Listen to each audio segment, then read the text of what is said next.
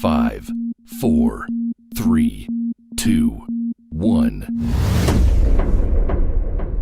It's a great day to be great, and it's a great time to drop a bonus episode on the Infinite Impact Leadership Podcast. Every now and then I want to surprise y'all with some extra content that can spark conversations and trigger brain waves to make us become more reflective in our leadership practices. Lately, the news of Antonio Brown and the Oakland Raiders has resonated with me, and I wanted to reach out to fellow leaders Travis Humble, Jermaine Ellis, and Justin Ellis to get their perspectives on the whole situation. We had fun, open, informal, off-the-cuff dialogue, and I'd like to share it with you all here in episode number 5. Enjoy. Okay, good evening, everyone. First of all, I want to say thank you all for agreeing to participate with this whole episode, this whole topic, which looks like will be, I'm thinking this might be part 1 of a series, man. I had quite a few people who wanted to chime in on this whole situation with Antonio Brown and the Oakland Raiders. But I definitely appreciate you all chiming in, jumping in, and willing to share your thoughts and your perspective on everything. Just as a disclaimer, I do want to put out there a couple of things. This is not meant to be a sports show. We are not there in Pittsburgh. We are not there in Oakland. So we're kind of looking at things from where we are in Hampton, Newport News, Surrey, wherever we are. So we only know what we hear, and we don't know the ins and outs of what's actually going on. We love the game of football, man, and I've been following the NFL. I've been following football for a long time. And as I mentioned earlier, I'm a big-time Pittsburgh Steelers fan. Y'all have your teams too, and you can kind of chime in on that when you can give your introduction. But what's out there on the television, man, it's a serious topic. And I've always liked AB. Like I said, a Pittsburgh fan. I remember when AB first came into the league, and I was like, man, this guy's going to be special. So it hurt to see him leave. But I think it hurt worse to see him leave the way he left, and it's really hurt now to see him going through, what he's going through now. So if we can just, kind of, really hurt you? Yes and no, because, and I say that because, he's an Oakland Raider now, so we ain't got to deal with that stuff now. But again, I watched this guy, get drafted as a 6th-round draft pick, man, from a, Central Michigan University. In fact, when this is what the story says. When the Steelers went to scout him and everything, they actually didn't go to scout him. They were looking at the quarterback from Central Michigan. And so I don't know if it was at pro day or at a game or whatever, but they were checking out the quarterback. But they were like, hey, who's this guy? I think he wore like number 21 or something, playing receiver in college. He was like, who's this guy making plays? And so he overshadowed the quarterback that they were looking at. So they brought him in, and, he went from, Central Michigan. I read the write-up on him that said he was too small, that said, he didn't run precise routes and all this negative stuff about him, man. And then he just blossomed, so it was hard not to follow him. It was hard not to like him. He was charismatic. He flashed a smile on. He talking business is booming. This guy this was my dude, But anyway, we're gonna go back into that. I want you all to kind of introduce to the people who are following the Infinite Impact Leadership Podcast. Y'all go ahead and introduce yourselves. Tell us what you do, and tell us who your team is. All right, I'll go ahead and take us off here. I'm Travis Humble. I'm a principal at Dutcher Elementary School in Newport News, and I'm a lifelong Oakland Raiders fan. So I'll say that, back in March when Antonio Brown was signed, I could not have been happier at that point. And, it's been a roller coaster ride since. So I'm looking forward to the conversation. Yeah, absolutely. Awesome. All right. Age before beauty. Wow. Go ahead. I always struggle with, does that mean I go first or the younger guy? So I'll go, even though I've had this conversation, I probably look better. I look closer to your dad than you do. So I'm adopted. I'm Jermaine Ellis. I'm a senior leader at Norfolk Naval Shipyard. Also a football coach for about 20 years now, youth football coach. And I watched the Redskins fan since the early 80s, Joe Theismann era. So I've been Redskins since then and haven't gave up on them yet, even though I'm a realist. I don't think they're going to do much this year. But Respect. Yeah, so Justin Ellis, I work for Reynolds Community College as their student life coordinator, director, all of that good stuff. And lifelong Redskins fan as well. And yeah, you hear too, Ellis last name. Yeah, that's my first cousin over there. Yeah. Awesome, man. Awesome. So once again, I appreciate you all for taking your time to come up here. So like I said, a brief rundown, man, with AB. I mentioned before him being drafted 6th round in 2010. His first action in the league in the regular season game, they were playing the Tennessee Titans, and it was the opening kickoff. Pittsburgh was receiving, and one of the guys caught it, ran it to the left. Antonio Brown, they did the little reverse coming around. Antonio Brown first time takes it to the house. It's the first time he touches the ball in a regular season game. He takes it to the house. So it was like little things like that. This small, quick guy, he's starting to make a name for himself. And then later on that same year, they playing Baltimore in the playoff game. And it was like 3rd and 22 or 4th and 22, something crazy. And Ben throws it. That's the catch that he catches it on his helmet.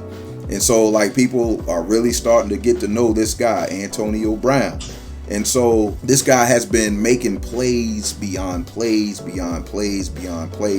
there's no doubt, I mean, we can't sit here and say people might not say he's the best, or, because there's always that Julio, AB, D-Hop conversation, but you can't look at AB and say he's not one of the best in the league.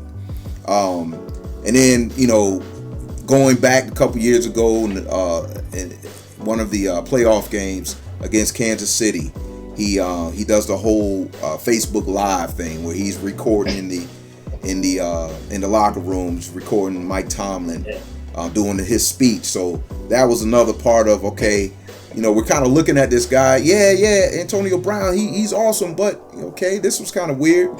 And then you go on to different things, like different fines when he gets fined for, twerking in the end zone. He gets fined for jumping on the goalpost. He gets these little fines. Again, nothing too crazy, but, people noticing Antonio Brown. Okay, what did he do this time? Ha, ha, ha. He's funny. He flashes the smiles. We keep going.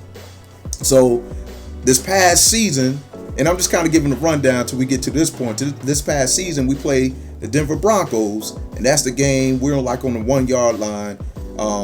Ben throws a pick to the nose tackle, picks it off, and then in the interview later on, Ben is like, well, AB ran the wrong route, and that ticked AB off. He started, he felt that Ben disrespected him. He threw him under the bus and all of these other things going on. So there's friction with that whole piece. And then it goes to the last game of the season where AB was supposed to have been out. He hadn't gone to practice all week. He was out for some undisclosed injury, or it might have been disclosed, but some injury. And, the Steelers, they're trying to reach out to him and he doesn't respond. And then either on that Saturday or that Sunday before the game, his agent calls Mike Tomlin and say, okay, AB's ready to play. Mike Tomlin's like, nah, that's not how we do things right here. So he sits him out. Obviously he doesn't play. But then, the day of the game, he comes to the game with this mink coat on. Typically when players don't play, they got on their paraphernalia and everything. But he has on a mink coat. It's crazy, man. He has on a mink coat. He's smiling. He's waving like everything's all good. And they say by halftime, he was out. He left. So what is going on? And then you go into the whole trade, as Travis mentioned earlier, back in March, he's traded, or March or May, or somewhere in there, he's traded to the Oakland Raiders. And, he has the whole foot thing. and then he doesn't report to practice. Then he has the helmet thing, and then he has the helmet thing again, and he has this situation with, the general manager Mike Mayock. He sends him a letter. It's like, hey, you've been fined for this and that. Like, what's going on? So he posted on social media. It's so much going on. He posted on social media. It was like, they hating on me. Like, well, no, you haven't reported. You haven't done the things that you needed to do, but they're hating on you. And then we get to the point yesterday, I think it was yesterday or the day before yesterday, find out he told Mike Mayock he was going to punch him in the face. And then they said after, again, we weren't there. I wasn't there. I'm only going by what I saw, what I read. They said after he threatened Mike Mayock, he took a ball, he punted it, and he looked at Mike Mayock and he said, "Fine me for that." Wow. You're talking to your general manager, the guy who's orchestrating. Your boss, right? You're talking to your general manager, just talking mad junk. And then later on today, I saw a quick interview with Coach Gruden, and Gruden's like, yes, he will be playing on Monday. They got the Monday night game. What? So my whole thing with this, man, it's a lot that's going on with this guy, man. So my thing is this: as a leader, first of all, what is going on, man? What do y'all see that's going on as football fans? And Travis, obviously, you as an Oakland Raider fan, what is going on with this situation? So I'm as confused as everybody else as far as what's going on, especially over the last month, week, 2 days. It's just been crazy. And so as an Oakland Raiders fan, obviously I want the best team possible. I want it to work out for Antonio Brown. I did from the get-go. Mm-hmm. He's a talented guy. Absolutely. Crosby, like you said, he's got something special. Mm-hmm. The problem is that he knows it too much, and I think that's driving a lot of it. So, like I said, as a fan, I want them to do well. I want him to be at the top of his game as a professional. But then I kind of take a step back and I look at it from a leadership perspective. And, being in education, there's really two ways that I sort of approach it. One, I try to kind of evaluate it as how would I handle an employee in this circumstance. The other way is I look at it, how would I manage this if this was a student exhibiting these kind of behaviors? And they're two totally different things. And so I'm struggling myself to look at it through both lenses and which one. Is Antonio Brown, would I evaluate him as an employee, or would I look at him as a student, as a kid that I deal with on a daily basis? And to be honest, given the behavior, I'm kind of more inclined to look at him as a kid than an employee. Right. Right. Even though that's not what he is. At the end of the day, he is an employee.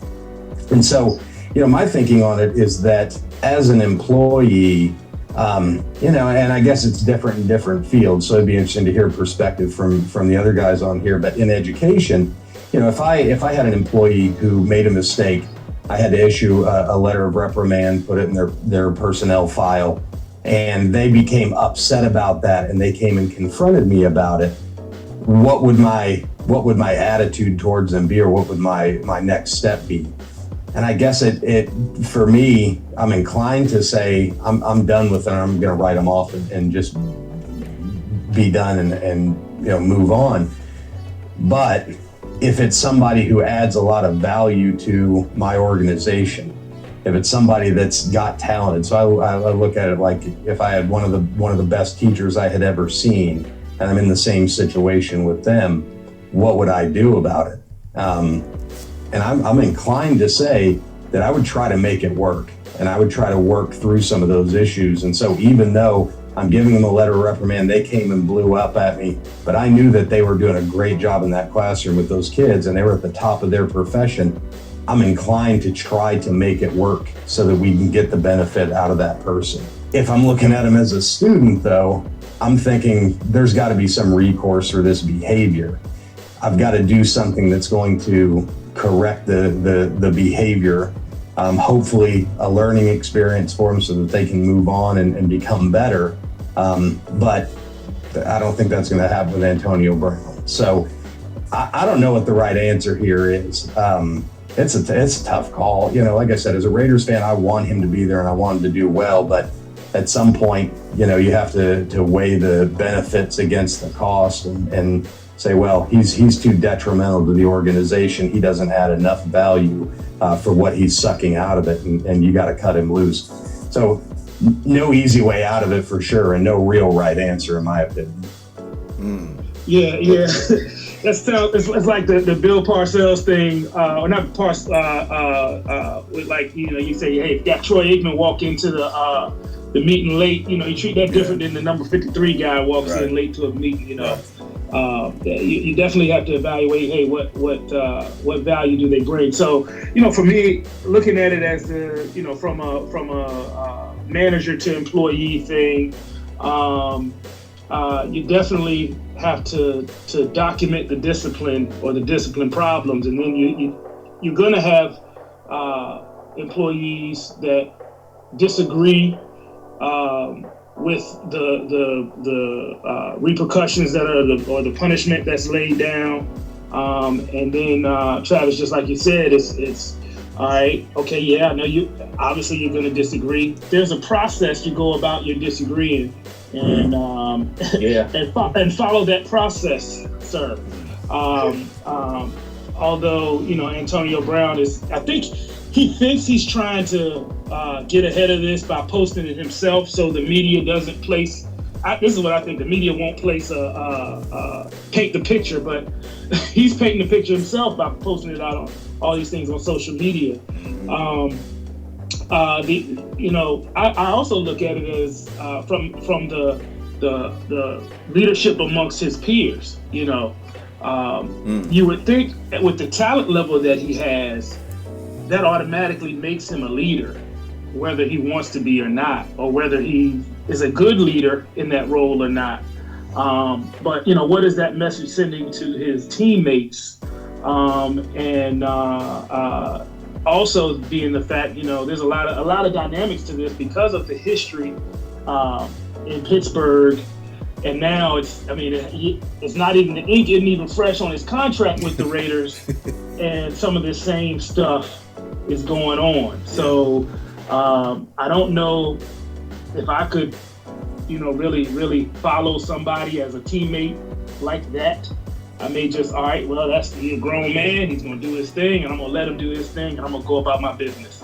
Obviously, they want him on the field. So, you know, I guess we'll dive into that and how that dynamic works and how you lead with that dynamic. Yeah. Right. So I probably look at it in a like similar to Travis and Jermaine, but a little bit differently, because my wife is an HR manager. Okay. So that's good. So looking at it from a lens of what are the policies and the procedures? What is in your contract? What have you done that warrants what was shown? And the reality is, anything that's in your personnel file is supposed to be confidential. Scratch that out.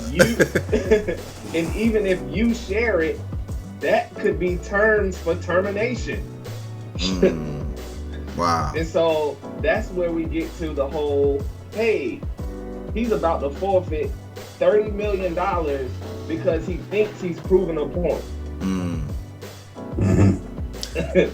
But in all actuality, as Jermaine said, if he's not following the process, you're making it hard for not only you, but I looked at it from a standpoint also of, after this year, CBA. He may have just cost not just receivers, but the entire Players Association some leverage, because now owners gonna throw Antonio Brown in their face. Poster child. Yeah. Yeah. So that's a whole generation of players that may not get some of the guaranteed money he got because of the way he acted. Wow. So that's what a leader. That right. So that was an expensive point that he tried to make. $30 million guaranteed, and but like you said, that he might get his $30 million, but when you got these young receivers coming up, that they coming up on their contract year, he just messed it up. That CBA, as you mentioned, he just messed it up for everybody. But hey, what a leader, like you said. Wow. So, do you all think all of this was going on in Pittsburgh? So go ahead. Yeah, I think, to some degree, yeah, because like you said, when you look at the track record of what we know about in Pittsburgh, and I think publicly it really started, for me, it started with him in the locker room posting, going live, while the coach is addressing the team, and he's disengaged and he's like, hey, check this cat out, and all that. And then the other stuff, leading up to all last season and him versus Ben. So at first you kind of think, okay, maybe it's just him and Ben, they're clashing or whatever. But then, more comes out. I think Coach Tomlin was probably covering for him a lot, and probably the Steelers, leaders, the coaches and administration there were probably covering up a lot of stuff because of his talent level. Of like, hey, we need this guy on the field. We need you on the field. And so that was really allowing that monster to grow. It was feeding the monster of him thinking, okay, well, I can do a little more. I can do a little more. Kind of allowing him to grow in the wrong direction. So now, like I said, it didn't take long here with the Raiders for some of these antics. I just call them antics because that's what it is. Yeah. There's something we haven't got to the root cause of this, man, because there's something going on within him. But yeah, so I think it was, man. I don't think this is just the beginning. Right, I mean, right. For him to be bold enough to continue to post these things, in his mind it makes sense because in his mind he's right. So, and that's the scary part. Somebody's got to figure it out for him or help Right. him figure out why he's feeling this way and why he's going that way. And so I don't think so. I don't think it just started in Oakland either. I mean, I think he was doing this stuff with the Steelers all along. I think part of it though is that, and this is gonna sound like me being a Raiders apologist because I'm a fan, but everybody has just sort of expected the Oakland Raiders to be a dumpster fire for the last 20 years or so. Okay. And so when you get somebody who comes on who's doing these sorts of things, and I think people are more inclined to go, well, that's the Raiders. And they're going to focus on every little bit and piece of it and pick it apart. I mean, Antonio Brown, he'd gotten some trouble for throwing furniture off a balcony in his Miami condo. Oh yeah, I forgot about that. Yeah, he was doing some crazy stuff. He the one game, and I kind of still watch it and laugh. I mean, when he was running that punt back and he jump kicked the punter right in the chest. I mean, he did some in the wild face, stuff. in the face. But because I think that the Steelers are maybe a little bit more. I guess the expectation is that they're a little bit more of a professional organization in the way that the Raiders have kind of been viewed over the last several years. Is that when it happens in Pittsburgh, maybe it's a little bit easier to sort of dismiss as a one-off kind of behavior, forgetting it kept repeating. But when he gets to Oakland, it's like, well, yeah, Oakland gets the wild people like that. And they're known for that sort of thing, and it just magnifies it. So that doesn't lessen anything that he's done wrong. I mean, definitely he's at fault with all of it, but I think the lens has just gotten a whole lot more powerful when you're talking about the Raiders because, like I said, people want to confirm what they know about the Raiders or think about the Raiders. So, yeah, right. It all goes back to that whole HR perspective. Before there's a written warning, usually we've had a conversation privately. I probably brought your immediate supervisor in because we're talking GM now. So I probably talked to the head coach, your position coach, everybody else. Like, yo, we got to rein in AB. And now we at the point where, hey, we done gave you all of this time to correct your behavior. So now we got to do some documentation to save ourselves. And it's like, this dude is like, I don't care about all of that. I know what I'm doing to myself, and I don't care what I'm doing to myself. I'm gonna do it anyway because that's how I feel. Like, he reminds me of that star athlete that's young, who everybody, since he was 2 years old, he was always the fastest kid. Everybody told him he was fast. He could catch, he could throw, he could catch, he could do all of it. So everybody told him that. And then he gets on the field and he gets in front of that coach that's like a Jermaine Ellis. I don't care how good you are. If you're not gonna play within the system, then you can ride my bench.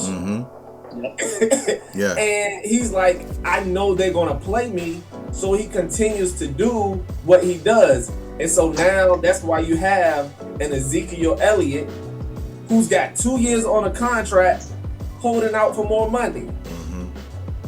You got a Melvin Gordon who's been injury prone, holding out for more money, like, and basically saying, screw y'all, I don't honor my word.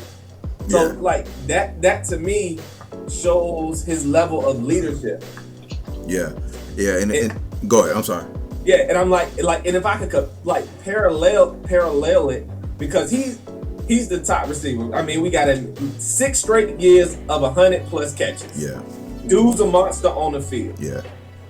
Like, take that and look at the level of a LeBron James and what his leadership has done for not only his teammates, but everybody else within the league. Like, this dude had Anderson Varejao making like $17 million. You're right. You're right. He elevates. And AB is costing cats money. You're right. You're absolutely right.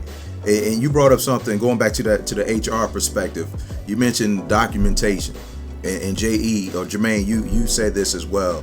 When we have employees are going against the grain, there's a side. Well, document. That's one of those unwritten rules for leaders. That's important because eventually it can help you. It can help your organization. But when Mike Mayock wrote the letter, and you also mentioned confidentiality, when he wrote the letter to AB, confirming his fines and everything that had been going on, that was some of the documentation. I imagine it might have been something else. Again, we weren't there, but that was documentation. But it wasn't confidential. For Mike Mayock to send that to AB, maybe in his mind he was thinking, okay, this is between AB and myself. But AB said, nope. All of my followers on Twitter, you're going to see this. And that is what do you do as a leader in your organization where you're trying to do the right thing? You are going by the book, but this guy is saying, no, forget you. I'm going to do what I want to do, and I'm going to post this thing. So I don't know how much the background behind the letter, and somebody, I think Justin mentioned, hey, that, there's a process before you even get to the written thing. It's a conversation. But even in the process of handing the letter, or I don't know if was the letter handed in person, was somebody else go between, there should have been a conversation, because obviously AB, the communication to him, is there's something lacking in that communication. For him to not understand, the fine and all that, there should have been, from a leadership standpoint, I would expect, okay, let's go talk to him. When we give him the letter, we're going to explain and make sure, are there any questions? This is why we're giving you this. And then, hey, if that took place and he still responded the way he did, that's him now. But I would say there's some level of communication, just in general, right? As a leader, you want to let your subordinates know and understand, the folks that are following you understand where your thoughts are going. I struggle with this sometimes. Is I'll already have done the math in my head and I know where I'm going, but everybody doesn't think that way. It doesn't they don't see that math going on in my head. So you have to, just like in math class, you got to show your work. So you explain to your folks, hey, this is where we're going, and this is the roadmap we're going to go to get there. Here, this is it. This is the way forward. This is what we're going to do. And if that didn't take place, then that was some poor leadership. By the Raiders front office. I agree. But as y'all said, that man, the ink just probably, like, the end on his contract that he signed ain't dry yet. It's the end in brown. Right, that ain't even dry yet.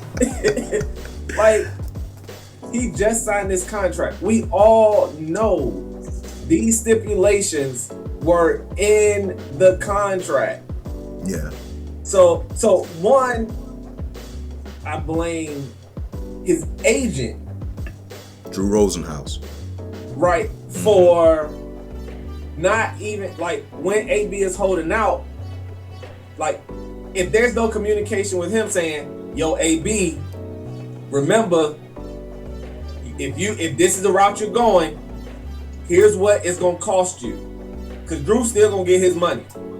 Yeah. But as his agent, I need to let him know, because it's my responsibility to make sure he maximizes his potential to earn what the most that he can earn.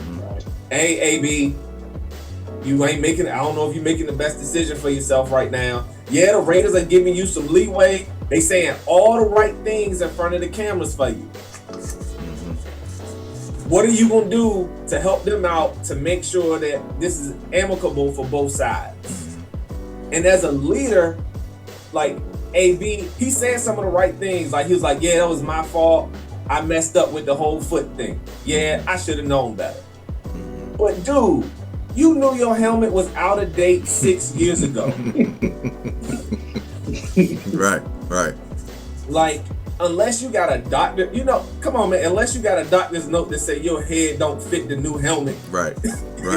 Then, bruh, do what you gotta do, but don't cause a ruckus about, keep that whole thing internal. Yeah. Right. Yeah. Just rock with the new helmet till you get it fixed. Yeah. Right. Yeah. Right. Yeah. And that's so as a leader, he to me, like, going back to the whole leadership piece of it, he's creating a rift and a place where if I'm on your team, I don't trust you. Like, if something as small as, if you aren't mindful enough to take off wet socks getting into a cryovac machine, but I know you can catch 100 balls, like, to me, you don't care about the details. And the teams that win championships care about the details. Their leaders care about the details. Everybody cares about the details. Tom Brady cares so much about the details, he had his personal doctor, his nutritionist getting paid by the Patriots. You feel me? Like, care about the details. Right. As a leader, you gotta care about the details, even if you're not executing the details. Okay. So, okay. Yeah. So you're getting passionate about it, man. Travis, what's on your mind, man? So I got some, just the helmet thing's interesting. So I have a couple theories on the helmet. So first of all, as far from we're talking about maybe some poor leadership from the front office there.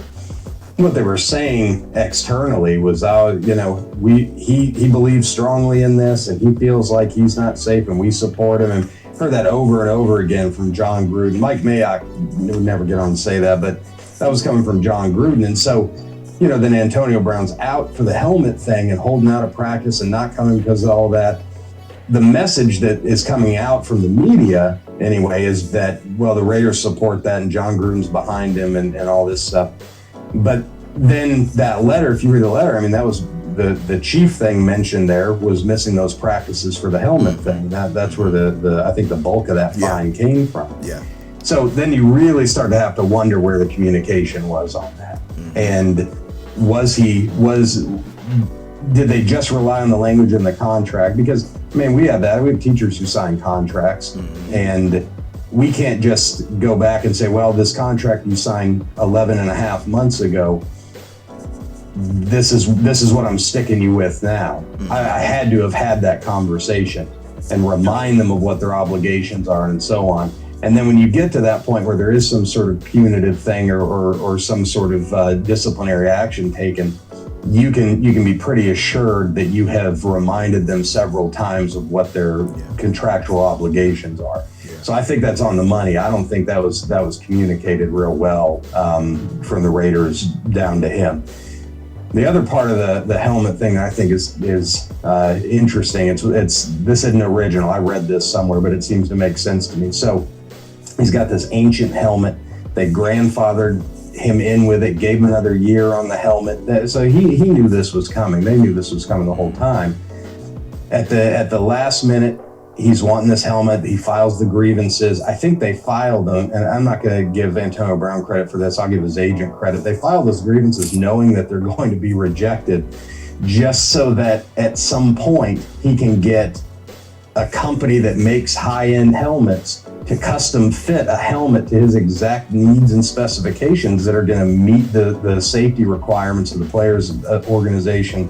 And sure enough, I mean, he's got this high-end helmet company who's now paying him to endorse their product on this helmet that they've designed to fit him and meet his needs. So I think it's easy maybe looking back on it now to think, that may have been a pretty sly scheme on somebody's part to just get him a giant endorsement deal. Right. Maybe, or maybe he just fell into it and it was just dumb luck and it happened. But who knows? I thought that was pretty interesting when I read that one. That was very interesting. And one of the things that I always say, man, about leadership, leadership stinks, but I love it. I love being on the platform where I can, impact other people. But one thing with this whole piece, we talked a lot about the communication. Leaders, we are responsible for communicating certain things to the people who we're working with. But the communication versus comprehension. Are we and I saw this, I think I had a cousin earlier today put something like this up on social media. We're responsible for the communication, but are we responsible, or are leaders responsible for the comprehension of all of this? I'm sure Pittsburgh, I'm sure Oakland has had some type of system where their expectations were communicated to AB. I have to believe that as a professional organization, with how long they've been literally in the game, in existence, and the levels of success each organization has had, I'm sure there was some communication about what they expect with AB. But the comprehension piece, what he took in, what he internalized, are they responsible for that too? That whole communication versus comprehension piece is like that gray area in the whole gamut of communication. Mm-hmm. Because I can send you something and reading it, you'll comprehend it a little different than if we're sitting face to face, because you can read nonverbal clues, voice inflection, all of that stuff. Mm-hmm. But then again, we have to look at what experiences come along with how they comprehend, all of that. So as a leader, I'm partly responsible for how you comprehend it because I have to give a clear message. Okay. But I can't be held responsible for you taking my message and tying a whole lot of things that have nothing to do with what we're talking about into it based upon your experiences in life and whatever. So as a leader, we have to balance how we say things, and that's where relationship and communication come into play. Okay. I can't really effectively communicate with someone until there's some level of rapport there. Mm-hmm. I don't care what the rapport is. It can be minimal, but we have to have some type of rapport before effective communication comes to play. Yeah. And so I don't think it's on the organization to really have that comprehension piece about it, because he just showing up. Mm-hmm. So that rapport that would have been there had he showed up from the beginning isn't there. And so now he's looking at it as, oh, everybody's out to get me. They was out to get me in Pittsburgh because I did such and such, and now I'm doing it here. They out to get me. Everybody's out to get me. But he's playing a huge part in it because he's not allowing that rapport part of communication to be established. Okay, so here's my thing. Okay, if it was if AB was a rookie, if it was back in 2010 and all of this was going on, I can understand that. Nope, he cut. Yeah, I can understand. I can understand him not comprehending what's going on. But dude, you've been in the game almost a decade, man. This year 10. You know, this guaranteed money was $30 million. What is it that you're not comprehending here? And so that's something that, you know, and we deal with it. We deal with people in our organizations where you know, we feel as leaders our message is clear. You know, we put it out there, we reinforce it, but then you have some who, for whatever reason, you know, they tend to go against the grain with what you're communicating. And so, you know, I know I've been in situations where I'm like, man, what else do I need to do to make this clear, to allow them to understand that this is the goal here, this is the vision here. And the same thing with Oakland.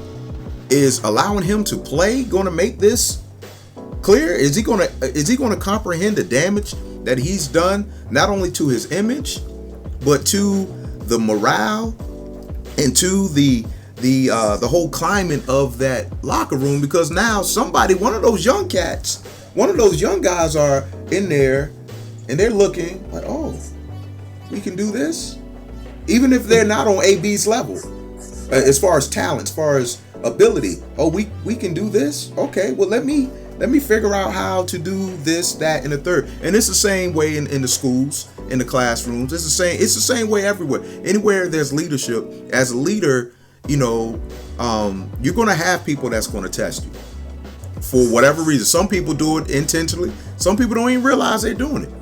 But how do you approach that to ensure that the climate of the building or the climate of the organization isn't affected by this difficult person? Yeah. So I think that you've got to, and Crosby, you said, I mean, you've got to be explicit when you're communicating. You can't control comprehension on the other person's end, right? But you put it out there, and then you are as explicit as you possibly can be, so that you try to, as much as possible, remove any gray area from the understanding. And that's all you can do. You're never going to get rid of all of it, because people have different minds. Yeah. And like you said, some people are going to intentionally test it. Some people are going to do it unintentionally. But you try to remove all doubt as far as what the expectation is, right? The problem that I think that I sort of see with the Oakland saying that he's going to play on Monday night is that even if they were explicit, let's say they did all of that stuff right, what they then failed to do was set a standard to hold him to, right? And that's something that you have to do in a school, probably, you know, in any organization or leadership role. You've got to communicate as fine a detail as you possibly can. But once you've done that, you then have to hold a standard and hold an expectation for performance or adherence or whatever it is that you want to call it. Yeah. And I don't see that they did that. Yeah. You know, if they drew a line in the sand and then just stepped right over it and forgot they did it. Yeah. You know, and so for me, I don't think, you know. It's very hard to say. I really like to believe that Mike Mayock is a very tough character, and that's what Oakland needs. Okay. I like to think that something changed, that Antonio Brown something happened and he is a different human being now than he was a day ago, and that informed their decision on allowing him to play. But I don't believe that to be the case. I think they just gave in to the talent on it. I don't think that the line that they set and the standard that they set, they were willing to hold that line. And I think that's a mistake on their part, honestly. Yeah. Jermaine, what's on your mind? Yeah, I'm thinking that somewhere I would go to, all right, who is the team leader amongst the players? Who is his peer that's a leader? Or who is someone that he would respond to? Because obviously he's not responding to me as a leader. Who is it? Is there someone in his life that he respects, that he listens to? And I wonder what that person has been saying to him. Is he just totally dismissing all of that? Because I gotta believe there's somebody in his ear that's saying, "Hey man, what are you doing? What are you thinking?" Right. If not, then if he got all yes men around him, then again, that's one thing. Another point as leaders, we have to have people that with differing views hold us accountable to help us. Mm-hmm. Everybody can't always agree and be the same, but I've come into contact with people that are gonna have their perspective and it's gonna be their way and that's it. But that's the approach that I would take at this point. It's like, all right, somebody on this team, he has, since he's been here, he has hooked up with, and he's probably closer to, hey, find out if they can get through to him and say, hey, this is hurting the team. Yeah. It's a distraction to the team. Even, I really don't buy into a whole lot of the distraction type stuff, because once they get in between the lines on the field, they're gonna play. Yeah. But it's still it's a bit of a distraction still. Yeah. Because when you could be answering questions about your opponent or about your talent level, you're answering questions about silly stuff like this. Yeah. So, Travis. I don't know if he's been in Oakland or connected to the team long enough to where someone on the team feels that they can even say anything to him. A relationship. And now I'm really kind of disappointed in Gruden, because he allows y'all, my son about to come over here. He trying to see what I'm doing. That's all. What up, little cuz? He can't hear you. All right, bye. So what John Gruden is doing by allowing him to play is now you throwing a whole different message to the rest of the team that once things go haywire, as a leader and as the head coach, it all comes back to this decision where your star player did everything you would not want a player and a leader on your team to do in the preseason, and he got to play in the first game. Like, there was no penalty, no repercussions. And so now you're building a culture or sustaining a culture of, hey, do what you want to do as long as you help us win games. Yeah. Well, and for what it's worth, when you're talking about what connections he's made there, I agree. He hadn't been there long enough. He hadn't been to enough practices to form any kind of connection with anybody that maybe give him some good advice. But if the reports are correct, it was Vontaze Burfict that held him back. Out of all people. Back from I don't know if that speaks to Antonio Brown's kind of level of craziness yesterday with that, or maybe Vontaze Burfict is a new man too. I don't know. But I thought that was pretty ironic. Yeah. I heard about that too, and I giggled on that one. Out of all people. Right. Of all people. Right. Well, that's what I said. Even if it's not a teammate now, and I like I said, he's been with the Raiders. When did he get over there? Back in the summer, sometime. Yeah. It was May, right? March. So he was doing the OTA workout stuff with him in the spring, I guess. So he's been communicating with somebody on the team. That's why he has to have linked up and befriended someone. Well, I mean, you can't just be a total loner. Right. I tell you what, the way that it was perceived with this whole beef between him and Big Ben in Pittsburgh, him leaving, talking about they were never friends. He never invited him over to the house, yeah, right. and him leaving Pittsburgh to go to Oakland, they made it seem like him and Derek Carr were like, oh my God, my buddy. They were all like the best of friends. Like all of a sudden they just clicked. So from that perception, from that perspective, it seems like Derek Carr would be that guy. Yeah, but even that, if there's not somebody on his team on the team, right, there's somebody on his team. Yeah. Okay. It's like, okay. Does he have a older brother, a cousin, Well, he had a cousin that he has a cousin that's a rookie. Yeah, That's right. Yeah, that's right. But if that's true, then he ain't listening because it's the same pattern. Yeah. Or they're the people that are closest to him and have his ear are just telling him the things that are reinforcing his behavior. I mean, they're and who knows? And I don't want to cast a dispersion on anybody he's associated with, but we've seen it before in the past with other people that the folks that are close to them, they know where the food comes from, and they're not going to say something that's going to be contrary to that. They're just going to affirm what he's doing. So no, that's the right decision. You're right. They're hating whatever the case is. So who knows? It's hard to tell. Yeah. He get a raise, we get a raise. Exactly.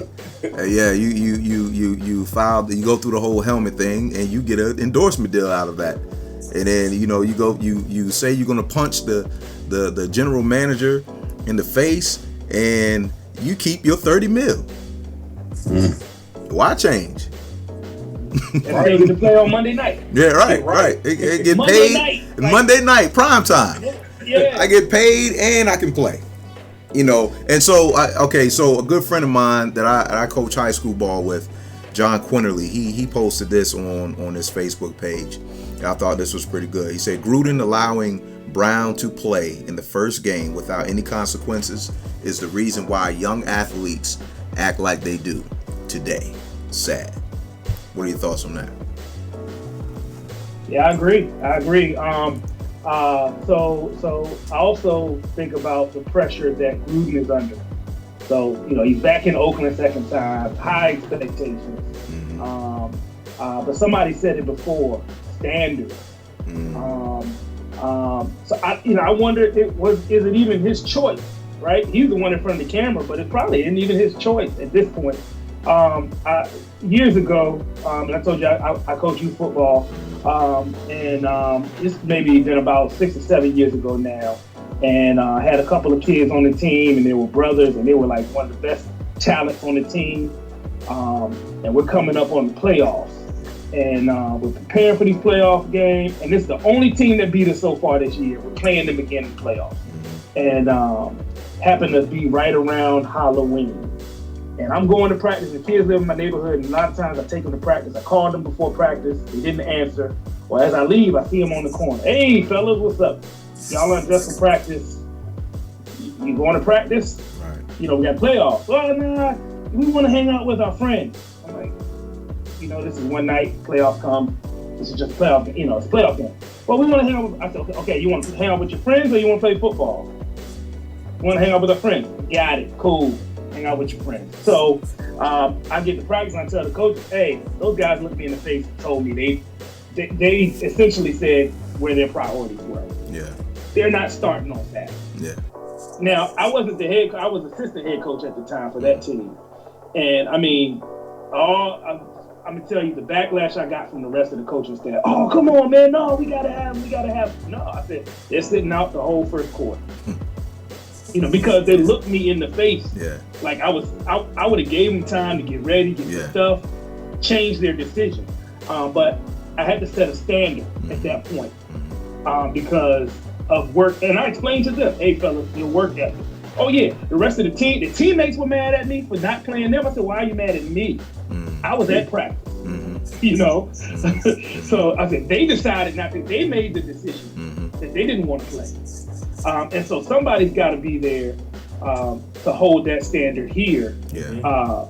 For the first game of the season, that really, hey, it's an easy game to sit them down. I set those guys for the playoffs. Yeah. Playoffs.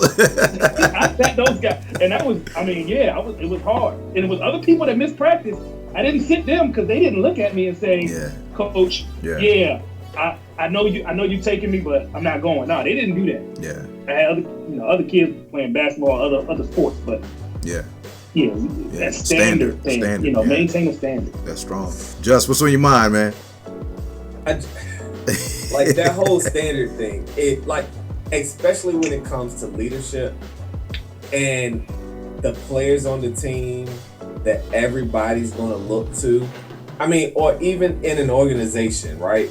Y'all in the school system, if you have that teacher who, like, you could put the problem child in and that problem child is gonna do well because of that teacher, like you hold them to a higher standard. And so, like, you give them more room, but you also are like, you don't really give it's like, come on now, this is the small stuff. Come on, handle the small stuff.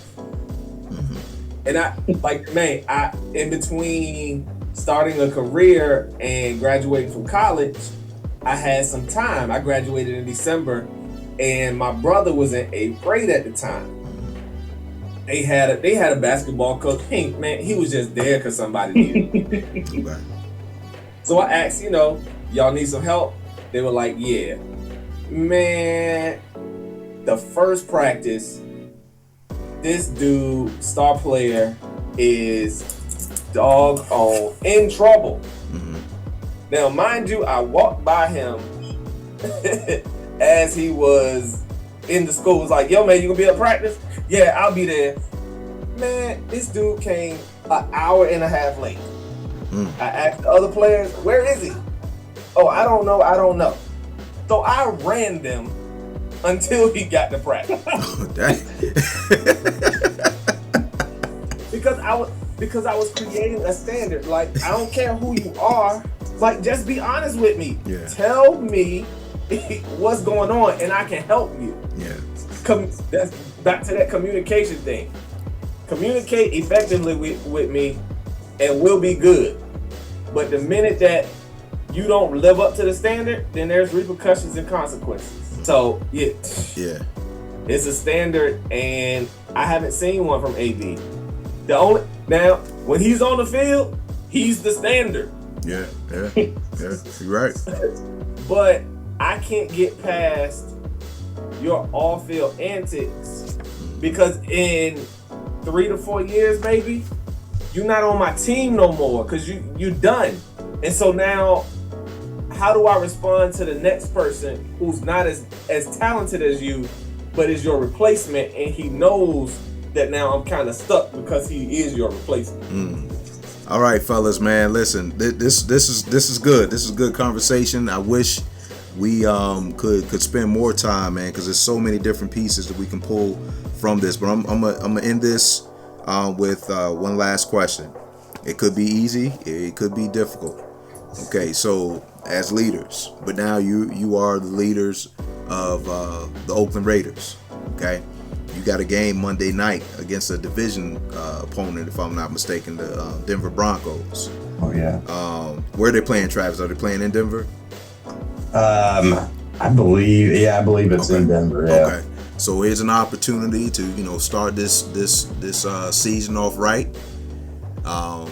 Whether they're playing in Mile High or it's not Mile High anymore. Well, anyway, if they're playing whatever it's called in Vesco Field or something like that, whether you're playing there or if you're playing in Oakland, here's your time and your opportunity to set the standard for your season.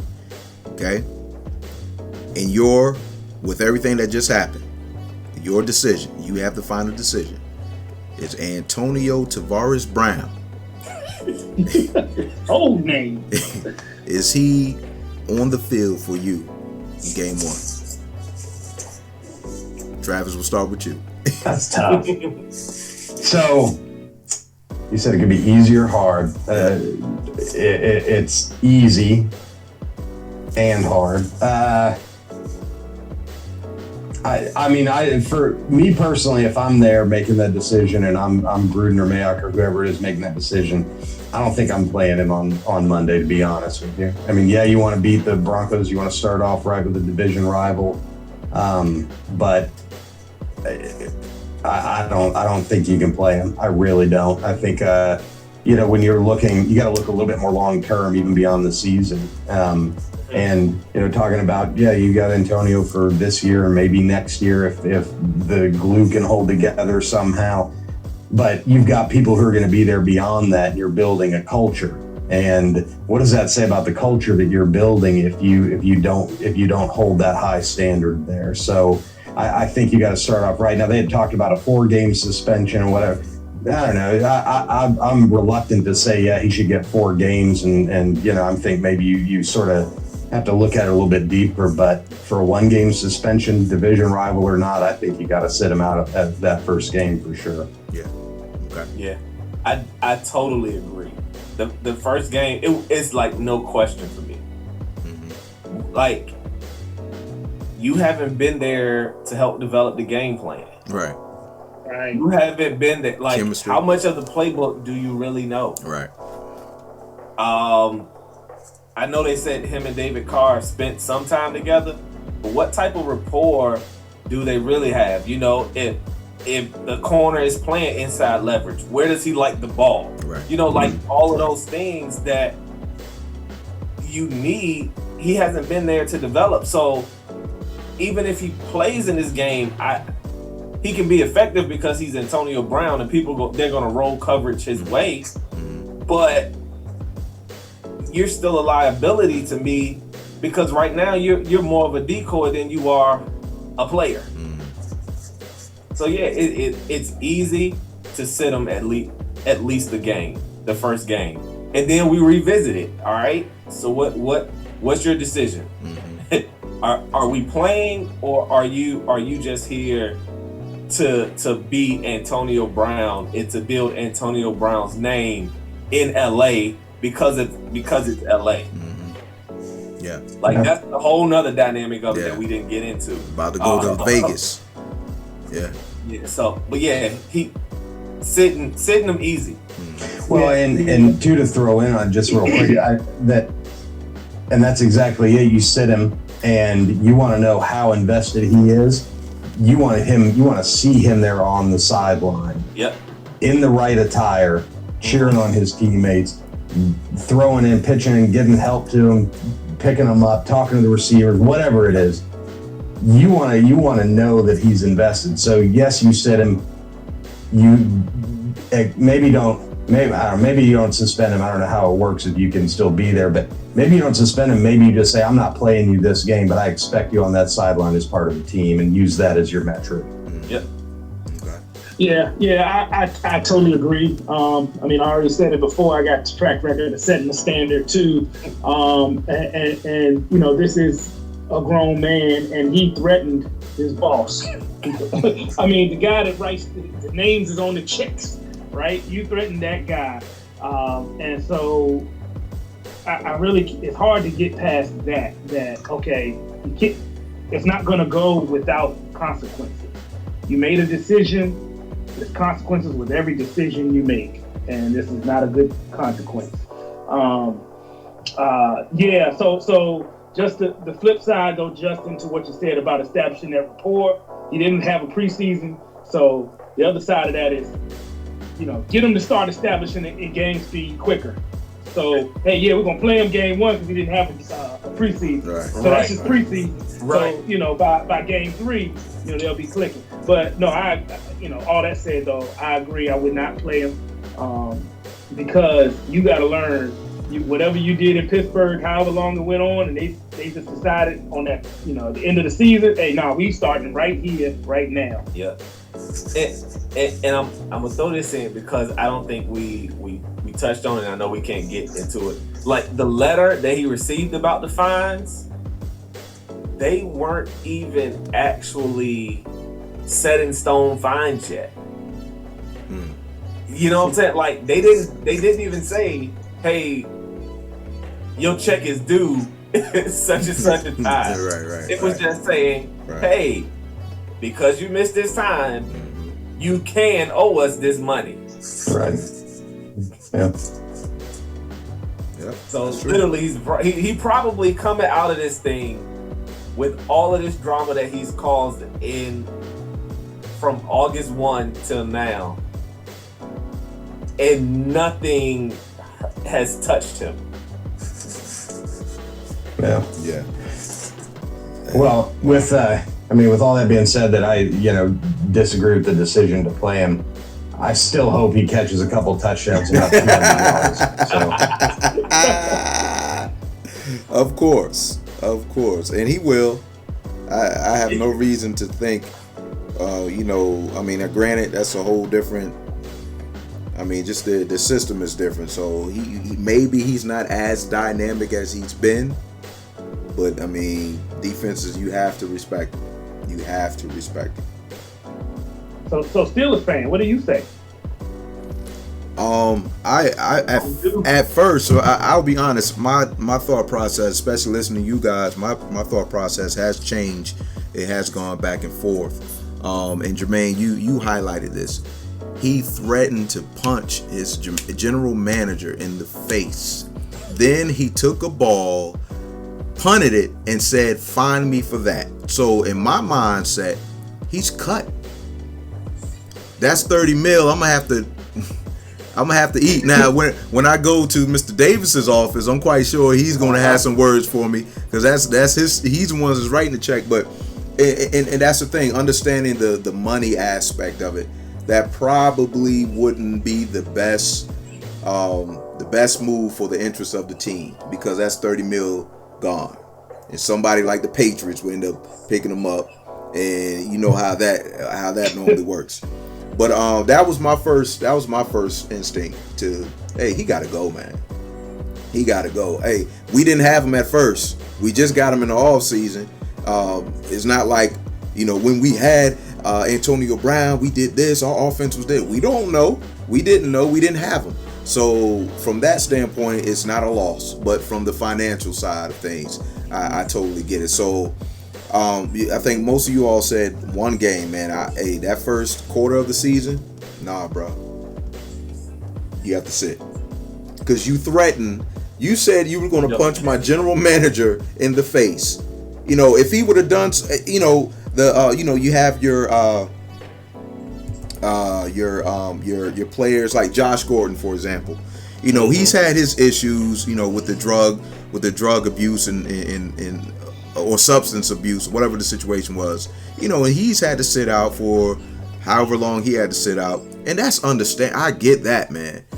But when you physically say you're gonna punch the general man, not another player. If it's a teammate, I get that too. But you're stepping outside of yourself.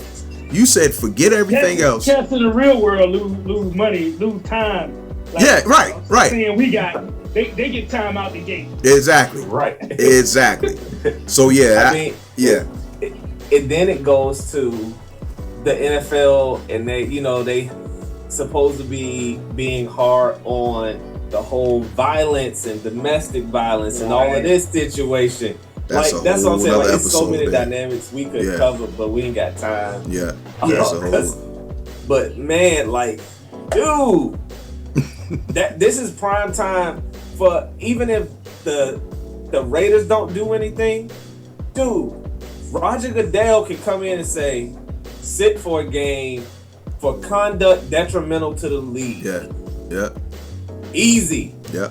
And there's nothing he could do or say about it. Yeah. Some in another group text, man. Yeah, my uncle, he says, of course, nowhere else but the NFL can an employee publicly threaten and insult his boss and still get paid in excess of, he put $29 million. This is crazy. Million, y'all. Million. Yeah. The Pearl Spreewell.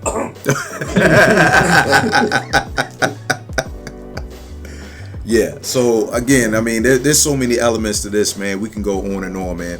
But I definitely appreciate you guys for taking the time out, sharing your thoughts.